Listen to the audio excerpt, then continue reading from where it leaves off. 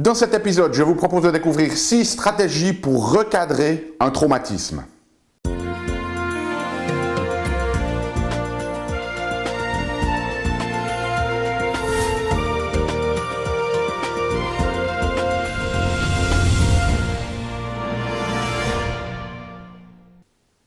Parce que la vie est bien trop magique pour être petite et que nous avons tous besoin d'une prescription pour grandir en conscience et faire que nos rêves dévorent notre vie. Bonjour, je suis le Dr Yannick Pauly. Bienvenue à un nouvel épisode d'une grande vie où chaque semaine je partage avec vous des stratégies pratiques pour grandir en conscience, qu'elles soient d'ordre physique, émotionnel, psychologique ou spirituel, parce que c'est cette conscience qui est au cœur de notre évolution et d'une vie pleinement vécue. Alors cette semaine, ce que j'avais envie de faire avec vous, c'est de partager une approche que l'on appelle en anglais le reframing, changer de cadre ou recadrage, qui va nous permettre de donner une nouvelle perspective à ce qui s'est passé dans notre vie. Et notamment, ça va nous permettre de recadrer, de changer la perspective que l'on a sur un traumatisme.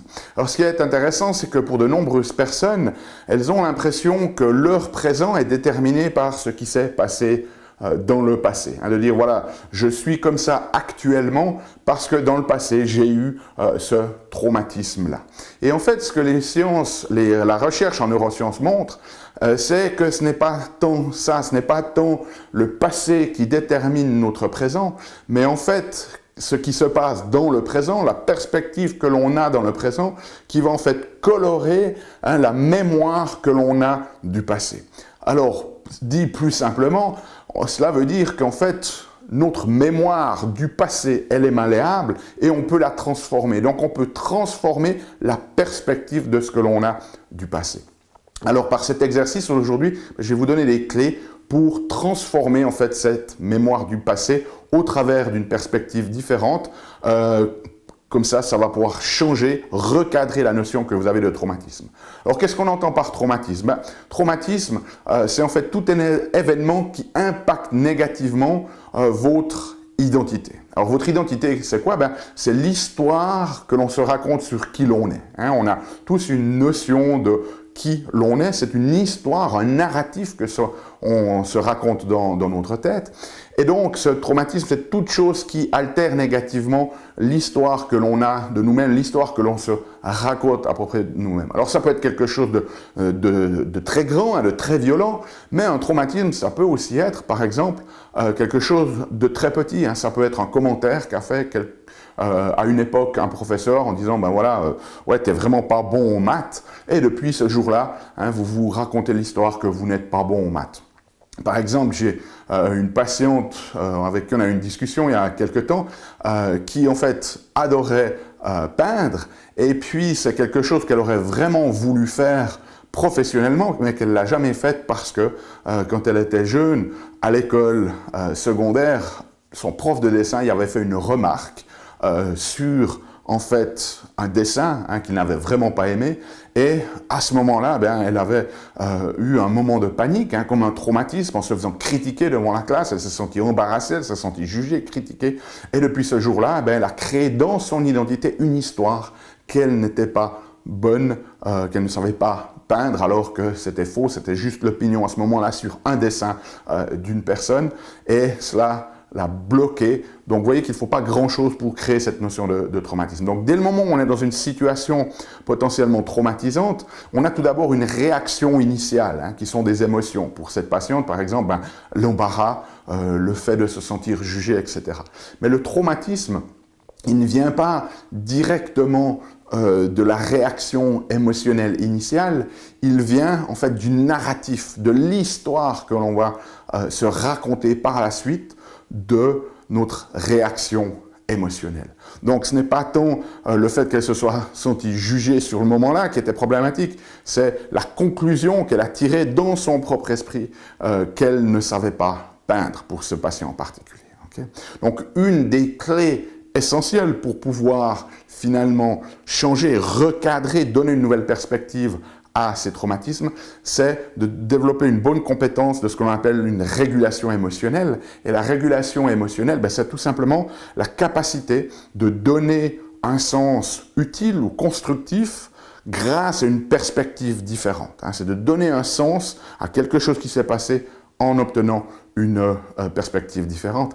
Et pour mieux illustrer ce concept, peut-être simplement une citation qui a été attribuée à Gandhi, si je me souviens bien. C'est une personne qui dit « Je pleurais parce que je n'avais pas de souliers jusqu'au moment où j'ai rencontré quelqu'un qui n'avait pas de pieds. » Et ça, c'est typiquement cette régulation émotionnelle, c'est-à-dire que vous êtes dans le désarroi, dans la tristesse parce que vous êtes à pieds nus, vous n'avez pas de souliers, et puis tout d'un coup, vous réalisez que dans la rue, il y a quelqu'un qui, lui, n'a même pas de pieds.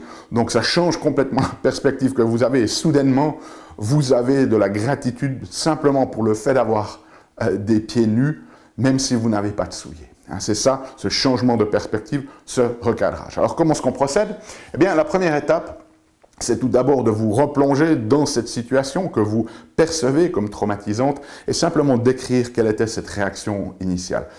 Quelle était l'émotion initiale que vous avez ressentie à ce moment-là. Prenez simplement un moment, si vous voulez le faire ici maintenant, vous pouvez mettre la vidéo en pause et le faire avec moi, mais simplement prendre un moment pour décrire en fait cette réaction initiale. Qu'est-ce que c'était? Est-ce que c'était de la peur? Est-ce que c'était de la colère? Est-ce que c'était de l'angoisse? Est-ce que c'était de la tristesse? Peu importe, vous notez la réaction émotionnelle. Vous parlez de la situation comme vous l'avez perçue et la réaction initiale que vous avez eue.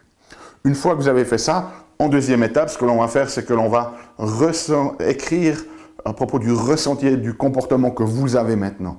En y repensant, comment vous vous sentez, quelles sont les émotions qui viennent, quels sont les comportements que vous avez pu avoir ou que vous pouvez encore avoir quand vous pensez à ça. Peut-être qu'à chaque fois que vous vous replongez dans cet événement, eh bien, vous redéclenchez de la tristesse, de la peur, de l'angoisse. Peut-être que ça vous amène à vous isoler. Peut-être que ça vous amène à aller ouvrir une boîte de biscuits ou une pack de chocolat et manger des choses sucrées. Peu importe, décrivez le ressenti que vous avez actuellement quand vous y repensez et le comportement associé que vous avez développé pour essayer d'échapper à cela. Okay? Troisième élément, c'est d'en parler. Il faut absolument en parler à quelqu'un. Peter Levine, qui est un des spécialistes des traumatismes, qui a développé le somatic experiencing, donc c'est une approche corporelle des traumatismes, il dit le traumatisme, en fait, c'est pas vraiment ce qui se passe dans les faits, c'est l'incapacité ensuite d'en parler à un témoin empathique, c'est-à-dire l'incapacité de parler à quelqu'un qui nous écoute sans nous juger. Et donc, ce qu'il dit, c'est que le traumatisme, il n'est pas dans l'événement, mais il est dans l'incapacité ensuite de pouvoir quelque part débriefer avec quelqu'un de bienveillant qui nous écoute sans jugement. Okay? Donc, c'est important d'en pouvoir en parler. Peut-être qu'il va falloir un peu générer du courage, mais important d'en parler avec une intention transformative. Okay? C'est-à-dire que quand vous allez en parler avec quelqu'un, il faut que cette personne, elle soit là pour finalement, dans la bienveillance, vous écouter, mais vous aider ensuite à pouvoir transformer la chose. L'idée ici, ce n'est pas d'entrer dans une relation, vous allez partager avec quelqu'un qui veut vous maintenir dans une perspective de victime, parce qu'il y a certains thérapeutes qui font ça, ils vous écoutent, mais finalement, ils ne vous donnent pas les clés pour transformer ces choses-là, et la relation se maintient où finalement, vous êtes maintenu dans cette situation de victime où finalement tout ce que vous faites, c'est déballer encore et encore et encore votre histoire en espérant que quelqu'un la valide et la justifie. Ce n'est pas le but ici d'en parler, c'est le but là justement d'en parler avec cette intention transformative pour pouvoir en fait, en numéro 4, découvrir et intégrer une nouvelle perspective. Si vous en parlez, la personne à qui vous en parlez, elle doit pouvoir vous donner une perspective complètement qui fait « Oh waouh, j'avais jamais vu les choses comme ça ». Comme si on reprend cette citation de Gandhi, vous allez parler à une personne et puis vous dites « Oh, c'est terrible, j'ai pas de chaussures, j'ai pas de chaussures ». Vous pouvez soit tomber sur une personne qui vous dit « Oui, mon pauvre, t'as pas de chaussures ». Et vous allez vous maintenir dans ce cycle-là. Ou alors, vous pouvez tomber dans cette personne qui va vous aider à transformer, et vous allez vers elle, et vous dites « c'est terrible, j'ai pas de chaussures ».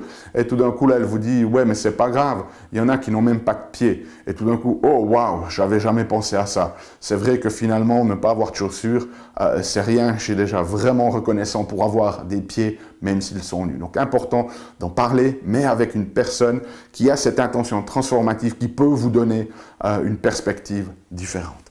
Et une fois que vous avez cette perspective différente, eh bien, choisissez un narratif utile. C'est-à-dire que jusqu'ici, vous aviez un narratif, une histoire que vous vous racontiez à vous-même, qui vous maintenait dans cette perspective de victime.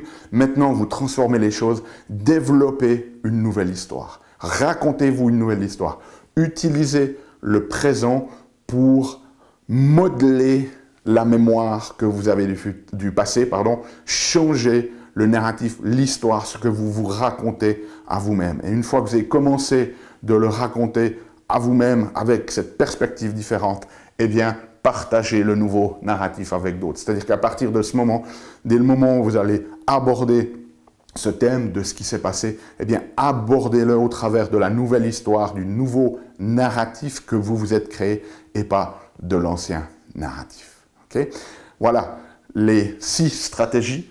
Écrire sur la réaction initiale, écrire son ressenti et son comportement quand vous y repensez actuellement, parlez-en à quelqu'un avec une intention transformative, découvrez et intégrez les perspectives différentes, créez-vous une nouvelle histoire. Ah, la nouvelle histoire, c'est que j'ai de la chance d'avoir des pieds nus, parce que certains n'ont même pas de pieds, peu importe si j'ai des souliers ou pas, et finalement, partagez ce nouveau narratif. Si vous avez des questions ou des commentaires, laissez-les dans les commentaires. Si vous avez besoin de la transcription de cette vidéo, elle est disponible sur notre site unegrandevie.com.